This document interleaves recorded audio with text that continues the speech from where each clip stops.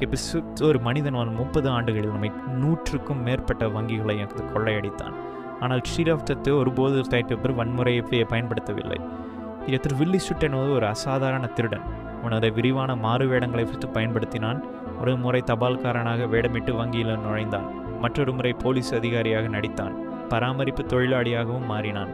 ஒவ்வொரு கொள்ளையின் போதும் அவன் மிகவும் பணிவாக நடந்து கொண்டான். டெல்லர்களிடம் மன்னிப்பு கேட்டான். யாரையும் காயப்படுத்தவில்லை. மாத கணக்கில் வங்கியின் அமைப்பை படித்தான். பின்னர் துல்லியமாக திட்டமிட்டு தாக்கினான். சிறையிலிருந்து 3 முறை தப்பினான். மிகவும் பிரசித்தமானது போல் சுரங்கம் வழியாக தப்பியது. இறுதியாக துப்பறியும் வேலை அவனை பிடித்தது. ஏன் வங்கிகளை கொள்ளையடிக்கிறீர்கள் என்று கேட்டபோது அவன் சொன்னான், அங்கேதான் பணம் இருக்கிறது. பின்னர் அவன் இதை மறுத்தான். ஆனால் இந்த வார்த்தைகள் புகழ் பெற்றுவிட்டன.